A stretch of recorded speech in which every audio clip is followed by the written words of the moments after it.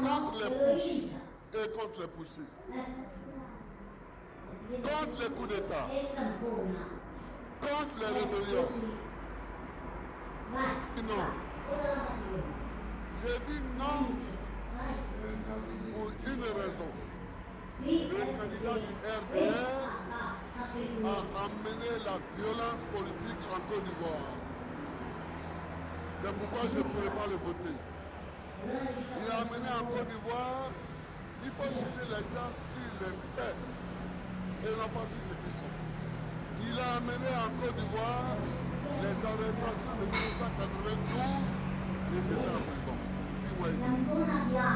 Avec d'autres camarades qui sont assis.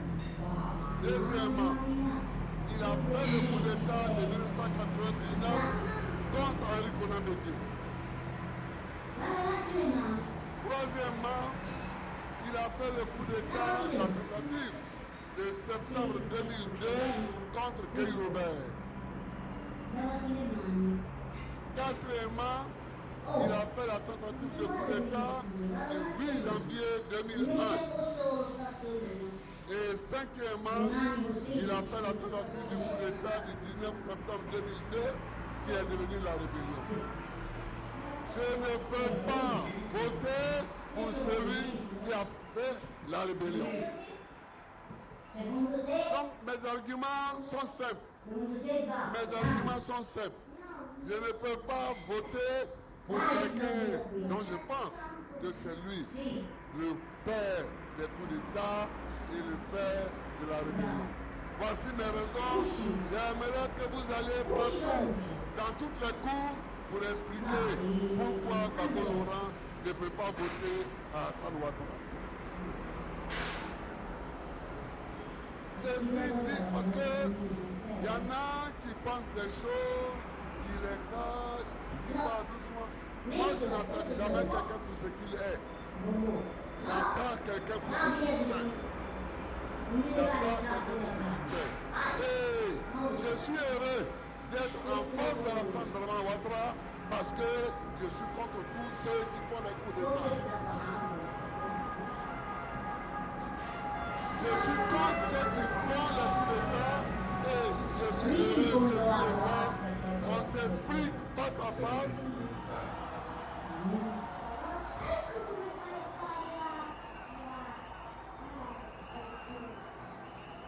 Pour que, une fois pour toutes, les Ivoiriens sachent qui a mené le coup d'État en Côte d'Ivoire.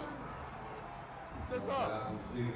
Allez le dire partout à travers la Côte d'Ivoire que tant qu'il subsistera une ombre sur la tête de la Côte d'Ivoire, je me battrai.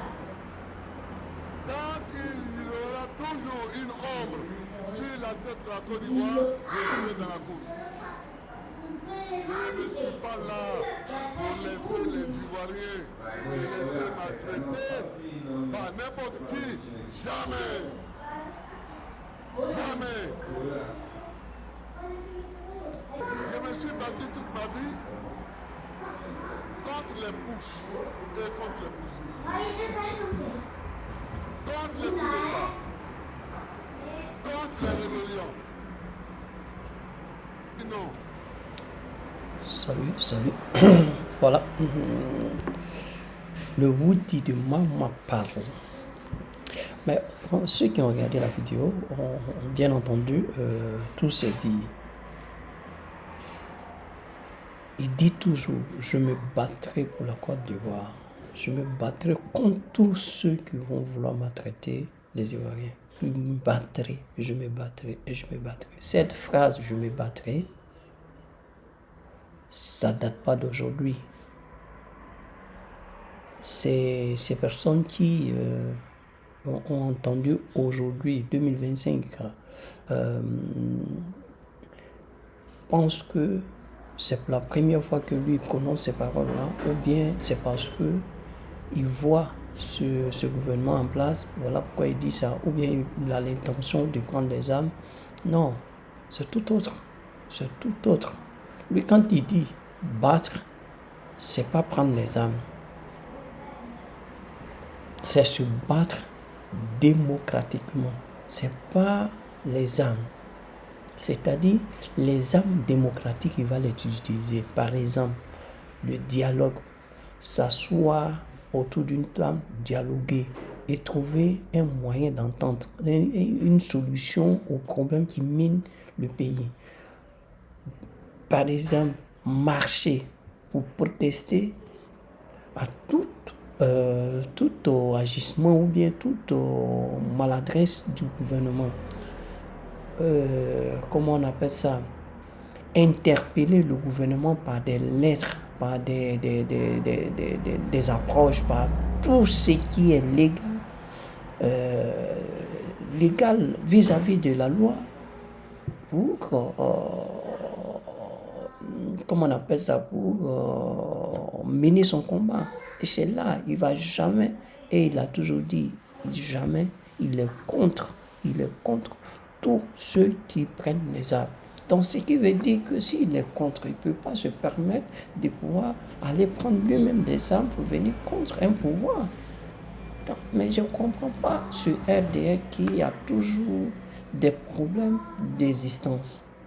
Parce que c'est un problème d'existence. Parce que s'il n'a pas peur de quoi que ce soit, il n'a pas peur d'être comment on appelle ça, d'être battu dans une élection ou bien d'être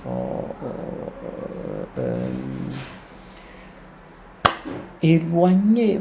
Non, je ne parle même pas d'éloigné parce que c'est trop dit. Vous avez dit d'être balayé du pouvoir. Mais moi, je ne vois pas. La voie légale est là. S'il faut faire des élections, vous faites des élections. Mais aujourd'hui, cette passivité gagne du terrain. Même passivité, mais c'est léger. Le mot est trop léger. Bon, ça ne correspond pas. Sinon que la démocratie, les élections démocratiques commencent à gagner du terrain. Au Sénégal, ça a été fait. Au Ghana, ça a été fait. Je pense bien qu'au Togo, ça a été fait. C'est-à-dire le perdant vient et il félicite le gagnant. C'est démocratique. Moi, je ne comprends pas pourquoi on met encore la peur dans le cœur des gens. Monsieur Laurent Gbagbo n'a jamais pris les armes. Et ce n'est pas aujourd'hui où il a 82 ans qu'il va venir prendre les armes. Mais est-ce que vous vous rendez compte de ce que vous dites? Est-ce que vous vous rendez compte de ce que vous lui attribuez, de comment vous le traitez? Les gars, ce monsieur a toujours voulu du bien du pays. Et il le veut toujours, et il le fait toujours, et il continue de le faire, malgré son âge. Regardez, malgré son âge. Mais aujourd'hui, il est encore sur le terrain, il se bat pour qu'il y ait la démocratie, pour qu'il y ait vraiment une équité sur l'étendue du territoire. On ne peut pas se permettre de laisser des malfrats comme ça diriger le pays, des sanguinaires comme ça, pas plus tard, avant-hier, le 25. Voilà, Alino Faso, il a été tué, il a été assassiné. Et par rapport à quoi on l'a assassiné? Rien. On dit qu'on a des soupçons sur lui, qu'il trame des informations par rapport aux terroristes. Je ne sais pas. Bon, c'est vilain parce que il n'y a pas de source dans tout ce qu'ils disent. Il n'y a rien. Il n'y a pas de... comment on appelle ça? On appelle ça en bon français. Il n'y a pas de base d'information. Il n'y a pas de base d'accusation. Il n'y a pas de base. Il n'y a rien. C'est pas fondé. Rien n'est fondé sur ce qu'ils avancent comme argument. Ouais. Et c'est ça. C'est de ça le président Gbagbo parle. Donc, aujourd'hui, comme il le dit dans son allocution ici, il dit « Je ne vais pas voter ceux qui ont pris les armes. Ceux qui ont fait une rébellion, ceux qui ont orchestré cette rébellion, il ne va pas les voter. Donc, c'est le même langage, c'est le même discours qui continue jusqu'à aujourd'hui. On ne va pas aller les revoter encore. C'est-à-dire que 2011, ils ont eu à prendre le pouvoir parce que les Ivoiriens ont eu le pistolet sur la tente. Voilà pourquoi ça a été comme ça. Aujourd'hui, on est libre de décider. Donc, nous allons, pour un premier temps, comment on appelle ça, donner notre parrainage à M. Laurent Gbagbo et puis, comment on appelle ça, à la suite, le voter. C'est tout. On va pas chercher par mille chemins. On va pas chercher par mille chemins. Donc, moi, tout ce que je vous demande, d'aller donner votre parrainage à M. Laurent Gbagbo afin qu'il soit le vainqueur de cette élection 2025 et qu'on puisse le rétablir dans ses droits. Parce que c'est ça, c'est ce qui nous manque. C'est ce qui a toujours manqué. Aujourd'hui, là, il faudrait que le gars reprenne ses droits. Donc, moi, on ne va pas trop tarder. Rappelez-vous, le 2 août, il y a la marche nationale. Il faudrait que tous on soit présents. Et à la suite de ça aussi, je voulais dire autre chose encore, mais j'ai oublié. Bon, c'est tout. Donc, n'oublions pas, le 2, allons-y, tous à la marche. Comme je dis toujours, à bon entendeur, au revoir.